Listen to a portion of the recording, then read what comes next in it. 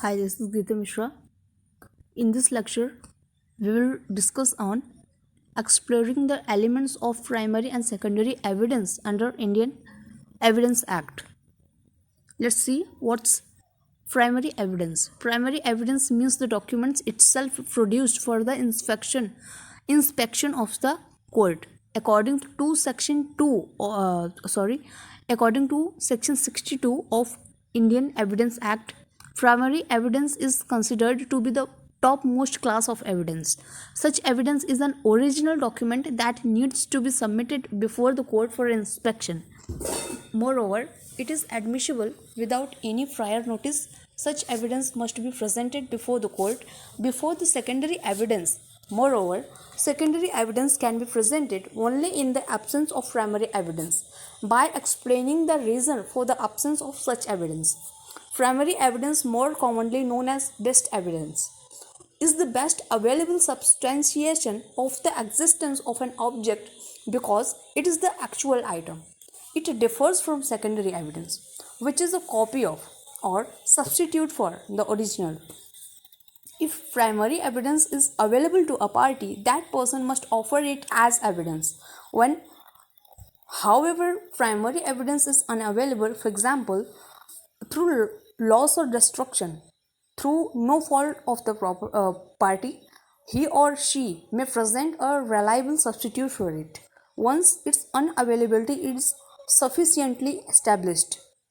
And let's see what's a secondary evidence. On bare reading, secondary evidence means and includes first, certified copies given under the provisions hereinafter contained. Second, copies made from the original by mechanical processes which in themselves ensure the accuracy of the copy, and copies compared with such copies. Third, copies made from the compared with the original. Fourth, counterparts of documents as against the parties who did not execute them. Fifth, oral accounts of the contents on a document given by some person who has himself seen it. According to Section 63 of Indian Evidence Act. Remember, primary evidence is given in the Section 62 of evidence, but secondary evidence is given in the section of 63. Okay, secondary evidence is considered to be an inferior type of evidence. It implies that even after producing secondary evidence, one needs to be produced primary evidence in order to fill in the gaps. Such evidence can be presented in the absence of the primary evidence. However, the notice of the same is to be given. However, if the secondary evidence is accepted without any objection within a reasonable time when the parties do not have the right to argue that the point was proved with the help of secondary evidence and not primary evidence. Let's see what is the types of secondary evidence and judicial decisions certified copies. Under Section 76 of Indian Evidence Act, certified copies are defined. The correctness of certified copies will be presumed under Section 79, but that of other copies will have to be proved. This proof may be afforded by calling a witness who can swear that he had compared the copy tendered in evidence with the original, or with some other person read as the contents of the original and that such is correct. Copies prepared by mechanical process. The copies prepared by mechanical process and copies compared with such copies is mentioned in clause 2 of this section 79, and in the former case, as the copies made from the original, it ensures accuracy. To this category belong copies by photography, lithography, cyclostyle, and carbon copies. Section 62 clause 2 states that where a number of documents are made by one uniform process, as in the case of printing, lithography, or photography, each is primary evidence of the contents of the rest, but where they are all copies of a common original, they are not primary evidence of the content of the original counterfoils. The counterfoils of rent receipts being admissible in favor of the landlord are not admissible against the tenant. Photographs. Halsbury states, photographs properly verified on oath by a person able to speak to their accuracy are generally admissible to prove the identity of persons or of the configuration of land as it existed at a particular moment or the contents of a lost document. Xerox copy.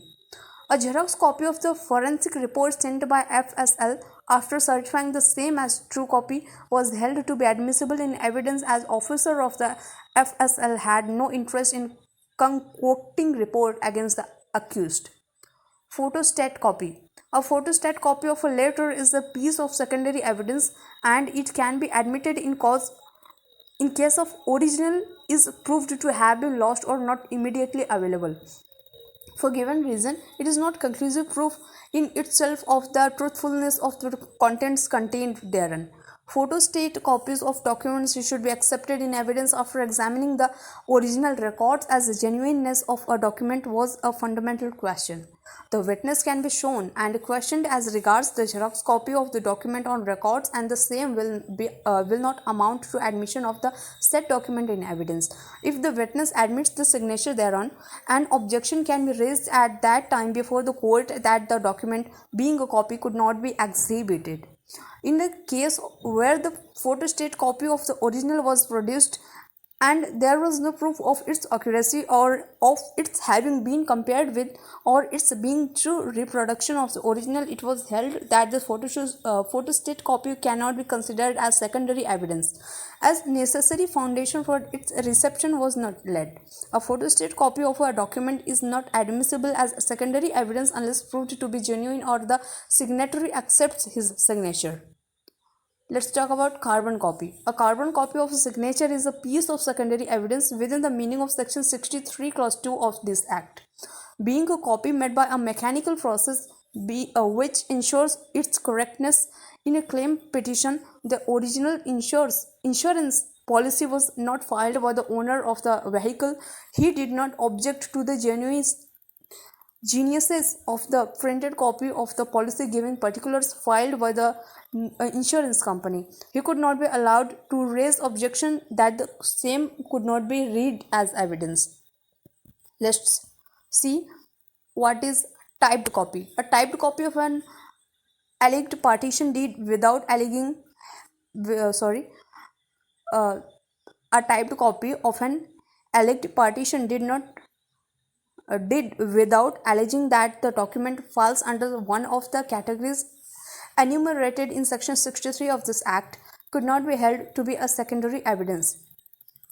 Tape record. In this case of tape recording, which was referred to the by petitioner in support of his assertions as regards the substance of what passed between him and the Chief Minister of Punjab on several matters, there was no denial of the genuineness of the tape record, and there was no assertion that the voices of the person were not those who they purported to be. Next, copies made from or compared with original. Copies made from the original or copies compared with the original are admissible as secondary evidence. A copy of a copy then compared with the original would be received as secondary evidence of the original. Next, counterparts. Execution of a document in counterparts has already been explained while dealing with explanation first of section 62. Counterpart of document is primary evidence as against the parties executing them under section 62, whereas under this clause they are secondary evidence as against the parties who did not execute them oral accounts. This is last clause enable oral account of the content of a document being as secondary evidence. The oral account of the content of a document given by a person who has merely seen it with his own eyes but not able to read it is not admissible as secondary evidence. The word seen in clause 5 of this section means something more than the mere right of this document, and this contemplates evidence of a person who, having seen and examined the document, is in a position to give direct evidence of the content thereof. An illiterate person cannot be one who has seen the document within the meaning of this section. In the Pudai Singh versus Vrij Mangai, Allahabad High Court held that as regards the letting in of secondary evidence, the word seen in this section includes read over in the case of a witness who is illiterate and as such cannot himself read it. If it is read over to him, it will satisfy the requirements of this section. But this ruling was not accepted by the High Court. Oral account of the content of a document by some person who has himself sent it. Oral document given by an illiterate person will be hearsay evidence and excluded by section 60, registration copy. What is a registration copy? Where the plaintiff took step to produce original will but it was not produced by the parties in those possession it was held that the registration copy of the will which she filed was admissible in evidence as a secondary evidence. Next, unprobated will. Unprobated will can be admitted in evidence for collateral purpose in any other proceeding apart from probate proceedings. Age certificate. The age certificate issued by headmaster of a school on the basis of admission from was held to be not a primary but a secondary evidence. And voters list.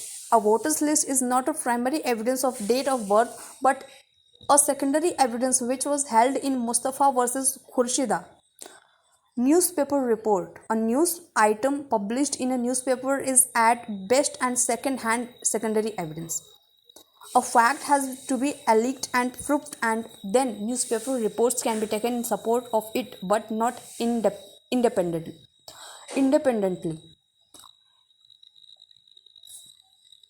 Tabular representation of primary and secondary evidence. No. Primary evidence, secondary evidence. What is this? I don't know. First, primary evidence is original document which is presented to the court for its inspection. But secondary evidence is the document which is not original document but those documents which are mentioned in section 63. I am talking about difference between primary evidence and secondary evidence. Point number 2, it is the main source of evidence but secondary evidence is an alternative source of evidence. Section 3. Section 62 of the Evidence Act defines what is primary evidence, but Section 63 of the Indian Evidence Act defines what is secondary evidence. Point number 4. Primary evidence is the best evidence, while secondary evidence is not best evidence but is evidence of secondary nature and is admitted in exceptional circumstances mentioned in Section 65. Point number 5. Giving primary evidence is general rule, but giving secondary evidence is exception to the general rule. 6th, primary evidence itself is admissible, but secondary evidence is admissible in the absence of the primary evidence. 7th, no notice required before giving primary evidence, while notice is required to be given before giving secondary evidence. And last but not least, point number 8, the value of primary evidence is highest, whereas the value of secondary evidence is not that of primary evidence. Let's see what is the current judicial standings on this all. Here is the case named Arjun Khotkar versus Kailash Bhushan Rao. Gorantial case analysis. In a reference dealing with the interpretation of Section 65B of the Evidence Act 1872 that deals with admissibility of electronic records, the three-judge bench of R. F. Nariman, S. Ravindra Bhatt and V. Ramasubramaniam, J.J. has held that the certificate required under Section 65B Clause 4 is the condition precedent to the admissibility of evidence by way of electronic record, as correctly held in by the three-judge bench. And in Anwar P.V. versus P.K. Bashir 2014 Supreme Court cases and incorrectly clarified by a division bench in Shafi Muhammad versus State of Himachal Pradesh 2018 Supreme Court case, the court further clarified that the required certificate under Section 65 Clause 4 is unnecessary if the original document itself is produced. Understand? The court was hearing the reference from the July 26, 2019 under where, after quoting Anwar PV versus PK Bashir 2014, a three-judge bench decision of this court, it was found that a division bench judgment in Shafi Muhammad versus State of Himachal Pradesh 2018 case may need reconsideration by a bench of large strength.